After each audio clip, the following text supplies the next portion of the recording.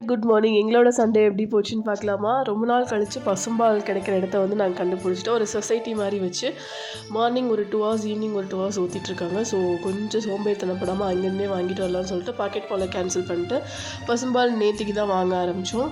அதுக்கப்புறமேல் வந்து எல்லாத்துக்கும் பிரேக்ஃபாஸ்ட் வந்து சண்டேனாலே வந்து நான்வெஜ் தான் சாப்பிடுவோம். ஸோ ஆஃப்டர்நூன் ஹெவியாக இருக்குன்றக்காக மார்னிங் வந்து பச்சை பயிர் வந்து முளை கட்டி வச்சுருந்தேன்.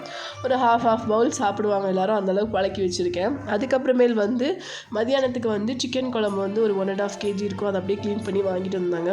என்ன தான் நான் வந்து கடையில் வந்து மசாலா வாங்கி அரைச்சி வச்சுருந்தாலும் நம்ம வீட்டில் அரைக்கிற மசாலா மாதிரி இருக்காது.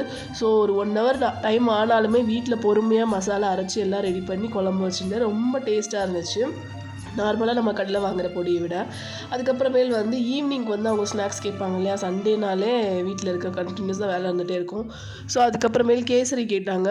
ஸோ இந்த டைம் வந்து நான் வந்து கேஷ்யூ இதெல்லாம் போடாமல் கொஞ்சம் பம்ப்கின் சீட்ஸ்லாம் போட்டு அவங்களுக்கு ஏற்ற மாதிரி நான் ஸ்வீட்டை வந்து நான் ரெடி பண்ணி கொடுத்துட்டேன். ஸோ ஹெல்த்தியாகவும் இருக்கும் இல்லையா? ஸோ ஈவினிங் வந்து எல்லாருமே கேசரி தான் சாப்பிட்டாங்க. அதுக்கப்புறமேல் கொஞ்சம் காஃபி போட்டு கொடுத்தேன். இன்றைக்கி வந்து சண்டே வந்து இப்படி தான் ரொம்ப ஸ்வீட்டாக போச்சு. உங்களோட டே எப்படி போச்சுன்னு சொல்லி எனக்கு கமெண்ட் பண்ணுங்கள். பார்க்கலாம்.